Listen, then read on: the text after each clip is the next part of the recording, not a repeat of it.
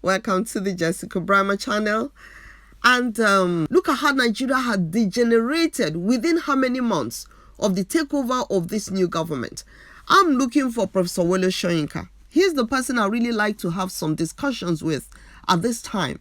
Because I remember when he said obedience were the reason Obi lost the election.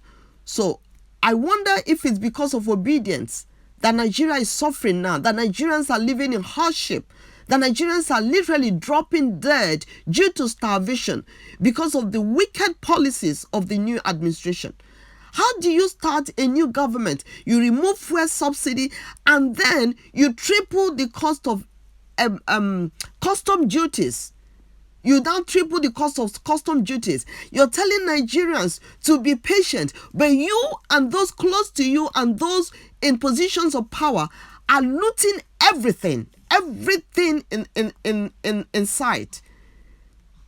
Before the petroleum subsidy was removed, the federal government was sharing 600 billion naira every month with the state governors and so on. But the moment they removed the fuel subsidy, they were sharing trillions every month. In the month of June, it was 1.9 trillion they shared. According to Femi Falana, he said they shared 1 trillion and they saved only 900 billion. And then they're still telling the poor, the masses, to be patient, be patient. The following month, they shared 1.7 trillion. And that's how they'll be sharing trillions since they removed fuel subsidy. The senators, the National Assembly, were asked to approve the budget. And the condition they used to approve the budget was their own budget was supposed to be 178 billion naira. They increased it. They increased their own budget by themselves. Before they signed the whole budget of the nation, they increased it from 178 billion to 344 billion. And they're telling us that, oh, we should all endure. Everybody should endure. Yet, they were able to give one another. National Assembly, they all took 160 million naira each to buy a vehicle. 160 million naira each to buy a vehicle. And these are the people telling Nigerians to be patient, to endure. Oh, don't worry, everything will be all right. Things are going from bad to worse. I did a radio show the other day and I was saying to everybody that if you are witnessing what is going on, you're seeing people drop dead, you're seeing people dying of hunger, and you're living well, you're enjoying your loot, whatever loot you have, or you're enjoying your money, whichever way you made your money and you're so rich, you are, how do I put it now? You are an accomplice to the evil going on. If you don't think that as a church, it's time for you to be feeding the poor and the hungry daily. As a billionaire, it's time for you to be feeding the poor and the hungry daily. If you don't think this is the time to set up food kitchens across the state and towns in Nigeria, then you are an accomplice to the evil going on. Femi Falana even compared Tinubu's government with Abacha's government. He said as wicked as Abacha was, we all called Abacha wicked. He said when Abacha did fuel subsidy removal, he said he used the money for infrastructural development. A lot of people remember the PTF fund and PTF, how so many people benefited from PTF and families had enough to eat because of PTF contracts. But today, it's just the kitchen cabinet, the few people around the president, they're enjoying the loot and enjoying the money, while Nigerians are literally starving to death. Look at the stories coming. Young men are now killing human beings to harvest their body parts. Young men in Ogun State, they caught them. They say, we have killed 10 young girls. We just have a chat. Is it my chat or whatever app they use to lure them into hookup? He said, just come. We stay with you for a night and give you so and so thousands. The girls, out of desperation, turn into prostitutes.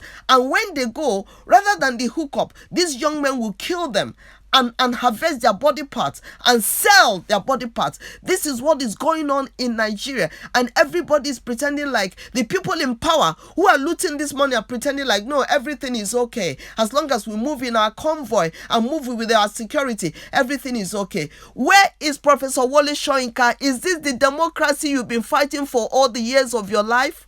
Is it the kind of government you have been fighting for? Your friend Tinubu, look at what he has reduced Nigeria to. Professor Soyinka, where are you? Where are you? Security is only for those in power. Now, average Nigerians can't enjoy security anymore. I called a relation of mine. I say, you used to have big farms. You have people going to farms to farm for you. Why don't you go and harvest the cassava, make garri and give to the poor? I hear people are dying of hunger. The relation told me, say, nobody goes to the farm anymore. Say, nobody goes to the farm because people who went, they were beheaded. When you go to the farms, you just see heads cut off. They cut off the heads, they harvest the body parts. He said, that's what we're suffering now in the villages. In Nigeria, especially in southern Nigeria, that's what they're suffering in the villages. The poor people used to depend on at least drink garri. If they don't have anything to eat, they drink garri. They go and harvest their cassava. They can't go to the farm anymore because of insecurity that Tinubu, Soyinka's friend, is not ready to deal with. He's not ready to deal with insecurity. Look at what is going on now. The other day we heard that Ghana Cocoa Board secured a 7-year syndicated loan of 1 billion naira with the cost of less than 8%. 8%. That's what they used to secure the loan of 1 billion. NNPC, that is 20 times bigger than Ghana Cocoa Board, they got a loan of 3.3 billion, but it was facilitated by sharks. The loan is at 11.85% interest. 11.85. Ghana got 1 billion at 8%. They are getting 3.3 billion, 11.585%. And then there was a facilitation fee. Those who facilitated the loan collected $66 million. 2%, $66 million. That is the Nigeria we have now. That's what is going on in Nigeria. Evil is going on in Nigeria. Prices of everything have skyrocketed. Oh yes, you know about the cement story. 50 kg of cement was 5,000 naira in December 2023. It was 5,000 naira. Less than 2 months after, in February 2024, the same 50 kg of cement sold for 15,000 naira. Now it's 17,500. Some say 18,000 naira. From 5,000 naira in December 2 months ago, is now 18,000 naira. And the question is, what inputs of production and distribution of costs the cement manufacturers incur within a period of a month or two? What cost did they incur as in distribution, as in production within 2 months that made the cement price rise from 5,000 naira to 18,000 naira? That's more than 200% increase. That's what we're talking about. In a country where there's no law, the people are just in positions of power to loot, buy yachts for themselves and their families. They don't care what happens to the average Nigerian. Of course, I'm not even talking about cement. Look at Indomie noodles that poor families eat every day. The price went from 3,500 to 18,000 naira. From 3,500 a carton to 18,000 naira a carton within months of Tinubu's administration. And they're just spreading propaganda everywhere. Oh, Tinubu is going to change Nigeria for the best. Tinubu is going to do wonders. When is he going to do the wonders? After people are dead and buried? After terrorists have slaughtered communities and towns, setting everywhere ablaze? Is that when he's going to do wonders for Nigeria? Professor Wole Soyinka, we need you now. We need you now to come and tell us what's responsible for the evil going on, the iniquities going on in our nation. Is it obedience? Is it your friend Tinubu? Or the people around him? Why should such evil be going on, Professor Soyinka, and you're quiet? You used to speak up. Used to speak up. Speak up now, sir. We are waiting for you. Speak up. Soldiers that are supposed to be fighting the Boko Haram insurgency, their salary is 50,000 naira a month. 50,000 naira. When a bag of rice is 75 to 80,000 naira. That's what, and these soldiers are crying out. They say the generals value their cows more than us.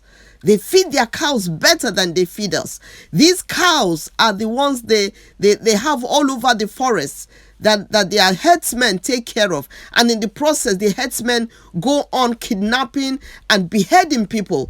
And the generals in the army are protecting these people because the cows, they own most of the cows. They are protecting the herdsmen killers.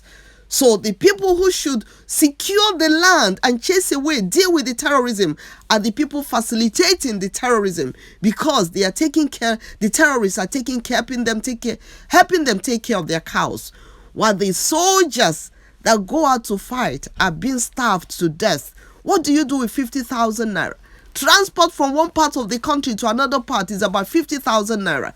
They can't even go visit their families. They can't feed well. And then we're talking about fighting insecurity. Of course, they don't want to fight insecurity. And everybody knows the hardship, the food scarcity is linked to insecurity. The government doesn't want to deal with that. And they just trying to speak grammar, propaganda, all sorts of things. And, for one's mental health, I understand now why a lot of people are switched off on issues concerning Nigeria, because the iniquity is too much. The 3 tiers of government are looting the nation rotten. They are looting and mismanaging funds. And this has caused the citizens to be in dire need, to be in dire want, to starve to death. It's a shame. It's a big shame. It is a big shame what's going on in Nigeria. And I'm so sad. I feel for those people suffering. I feel for the people that their salaries cannot even buy them rice to eat, to feed their family with. The salaries cannot even buy them gari to feed their family with. Some go to the farm, they say, out of desperation, they say, let me just go to the farm. I can harvest vegetables. I can harvest corn. There must be something for me to feed my children. We hear they are all being beheaded. Once they go to the farm, they are being beheaded. You check the news online from Nigeria every day. It's all depressing news, no good news at all. A man came home, his children were hungry. They said, Daddy, we don't have anything to eat. And he says, okay, let me just go to the farm and see what I can get. He goes there and he's beheaded. He doesn't come back. What happens to the children? What happens to the hungry children? Many widows are being created all over Nigeria, needlessly, for no reason whatsoever. It's like a war situation, yet there is no war going on. It's worse than a war situation. A lot of refugees everywhere, a lot of internally displaced people, a lot of children starving to death. That's war situation. Yet people are enjoying themselves. People with no conscience are looting the money meant for the poor. A woman in charge of humanitarian ministry paid billions of naira into her private account and shared with her friends money meant for the poor. And they say, oh, they use 1 month to map out the poor places in Nigeria. They've mapped out everywhere. They're going to share the money, and they pocketed everything. How can you map out the poor sections of the country within 1 month? How is that possible? That's what's going on in this administration, and innocent blood is flowing. And once innocent blood is flowing in a nation, it attracts curses. It attracts curses. It's not about praying. Nigerians have so much faith, but what's going on is faith without works. There are no works to back up their faith, and faith without works is dead. I'm sorry to be saying this, but I'm just telling it as it is. Thank you so much for listening up to this point. Give me the thumbs up. Please give a thumbs up to this video so that it will go around. Just click the thumbs up button. Share with as many people as possible, so that this needs to go viral, so that this can go viral. Thank you so much. I'm Evangelist Jessica John Bremer. While we're praying for God to help us, it's important for us to do the right thing. If we don't do the right thing, prayers cannot do much for us. God bless you richly for stopping by.